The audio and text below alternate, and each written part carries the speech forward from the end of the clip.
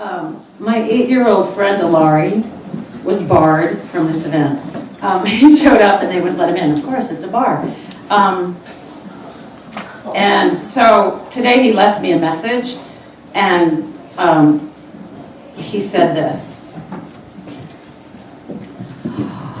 I am saying hello to you. I am saying hello to you.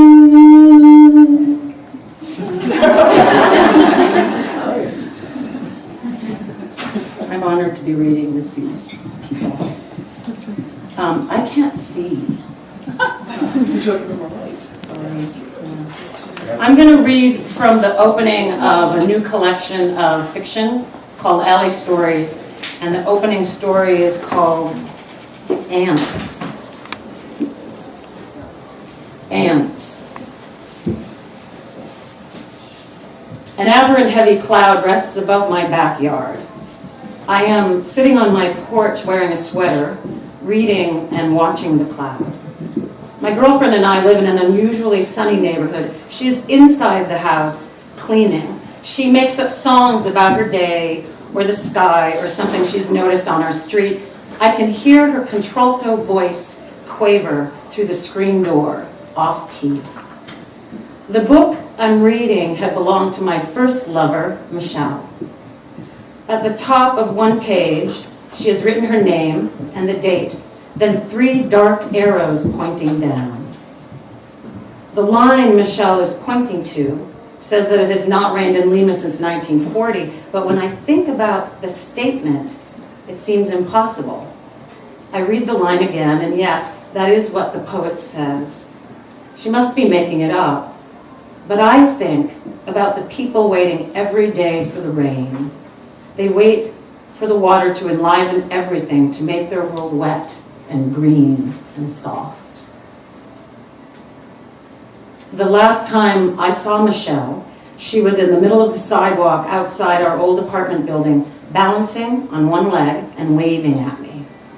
I was already a block away, walking down the street away from her. I was walking briskly, happily, thinking about the unexpected November sun and feeling my body move down the street. The concrete under my tennis shoes, the pleasant air, made even more pleasant by the smell of renegade fall jasmine and ferns from our neighbor's garden. Michelle called my name, and I turned sensing something, and then she called my name. There was a slight change in temperature, a shift in light. The air pressed against my forehead. The sun blew straight at me, and I had to squint through a yellowish haze. There was a moment of blindness, and then I created a frame of darkness all around me, as if I were looking through binoculars, and at the end of the scope was Michelle. She stood on one leg. She was waving. Earlier that morning, we had been counting the ants on the kitchen table. The November rains had been making the cold air damp, and until the sun appeared that day, no one had wanted to be outside except for the hardcore bicyclers, and like Michelle, and the newly transplanted or visiting northerners whom you could see wearing short sleeves in the park. Above our table, a large window showed us the neighbors' pastel houses across the street and their palm trees and the sky. We lived on the first floor of a 4-unit building in a 1-bedroom with a large kitchen living room. The couch and the table stared at each other across an expanse of red and orange, a rug we bought at Thrift Mart. The ants had arrived with the rains, only a few, scattered on the windowsill, trekking up and down the sill, a reckless band of nomads. Ants. Michelle had said that first day, staring at the windowsill as if she'd forgotten ants existed. She stood with her foot on a chair like she often did, her hands wrapped around her cereal bowl, drinking her leftover milk. The next day there were considerably more of them, and they had traveled to the table crack. Our table leaf on one side was stuck upright, and we often forgot to clean thoroughly in the crack. Those first 2 mornings, Michelle washed up the ants, I think, but then it rained again at night, and the next day there were more. The ants on the table that morning had formed a long line from end to end, and on my way to the bathroom I had glanced over, and there the ants were, glistening in the sunlight, which was already unusually strong. Now we watched a stream of them that appeared to be running in a continuous loop over and under the table. Michelle was watching from one side, and I was sitting across from her watching from the other side. "This has become a problem," she said. "I don't know," I said. From my angle, the ants appeared as a glint of black, and then a black moving line, bulbous bodies perfectly in tune to each other, a crazy black ribbon, as if they were wrapping the table as our gift. "They're not hurting anything. Seems like they're pretty happy." "Happy?" "Well, you know." She got up and went to the sink and drank a glass of water. Michelle tried very hard to drink as many glasses of water as she could during the day.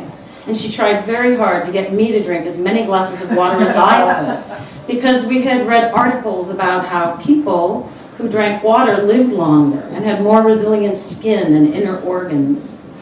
Nevertheless, our hearts were not in it. We'd forget that water had anything to do with us. And then one of us would get a headache or feel inexplicably funny, and the other would say, usually Michelle, to me, "Have you been drinking water?" After Michelle drank the water, she burped and patted her chest as if she were her own baby. She tied a gold ribbon left over from last year's Christmas wrapping around the bottom of her jeans so they wouldn't get caught in her bike spokes. And while she did this, I looked down at the top of her head, a mop of black hair, and I thought, Michelle is a mop of hair. And I remember that thought, but I can't remember what we did about the ants that morning. I can't remember if we washed off the table before we left, each then veering in her own direction, or if when I got home from the hospital, and then the morgue, later in the day, I washed them off. Or had they gone of their own volition? We had moved to that apartment building in the city 2 years earlier from the northern Midwest. And our neighborhood was in a district that averaged an annual 185 sunny days, though there are many more sunny days in other districts. Of those days, only half start out sunny, and very few of them are in November. The city gets 20 inches of rain annually, and 90% of those inches in November through March. But it was fog that blocked the sun most often, which sometimes posed convincingly as rain. We did not know anything about fog when we moved to that part of the city. When we moved to the city, we believed that most days were sunny and pleasantly cool everywhere. But even in our foggy district, the weather was benevolent and supportive compared to the violence of the weather in the Midwest. We could bicycle to the park in our jackets. We could walk outside most any time without thinking seriously about the heat or the cold, the way we were used to thinking about heat and cold, the way heat and cold can form a solid mass at the center of your thinking and then explode. We never listened to the weather reports and forgot, for the most part, that there was any weather, except for on those few really cold, damp days. One neighbor in the building, Michelle didn't like. She had appeared early on outside the building with her girlfriend. A few months later, we saw her walking up the stairs without the girlfriend and down the hall past the landlord's flat. She was a young art major studying somewhere in the city and had a tattoo around her very thin neck, a single thin black decapitation line. She was quiet, and we were quiet and unsure about whom we could talk to or who wanted to be left alone. She never made eye contact. She often wore a sweatshirt with the hood pulled up, and her black hair fell over her eyes. "I don't like her," Michelle said once, which surprised me. We were dining on bowls of parsley, pea greens, and carrot tops because the local market had a sale, and we were Midwesterners and sick of eating regular salads. "You don't know her," I said. "That's true," she said. "I don't know her, and I don't like her." I fell silent. The light in the room was artificial. The windows were black, and it was raining. What a wind bellowed outside. And what a great job the windows were doing, keeping the wind and rain out. That apartment did a great job at many things and was expensive for two mid-20s women with mediocre paying jobs, which is why we stayed home a lot. I'll tell you why, Michelle continued. I don't trust people who wear hoods or hats. The rest of us are doing our best to be in the world, showing our faces and making fools of ourselves, but they're hiding. She looked at me and chewed her parsley. I can see now that Michelle probably wanted me to fight with her, something I hadn't done for a long time, perhaps because I had grown tired of it, or perhaps because the weather made me complacent. I chewed on a carrot top and set my bowl down. People hide for a reason, I said. Your favorite poet hid in her bedroom and drawing rooms. I may not have liked her, Michelle said, in person. Later that evening, Michelle and I pretended the rug was a lake or a pool, and we were synchronized swimmers. Michelle had performed on a high school synchronized swimming team called the Aqua Bells. She put on music, classical, and we got into position and pointed our toes and tucked into a tub or a half tub. We rolled onto our backs and shimmied in opposite directions. We linked our feet above us in a bridge and then dropped dramatically under the imaginary surface. I think, Michelle said, after we climbed into bed and kissed goodnight, when we're old, we'll be together. I said, I can't even imagine being old, though I wish I had. She was a confident chewer. Sometimes her confidence and strong opinions made her seem arrogant or foolish, and other times they made her seem large, like a sun or meteorite or a boulder on a green hill or an acacia in full bloom off the highway. She was good with maps. She knew how to sew. She was a sultry kisser.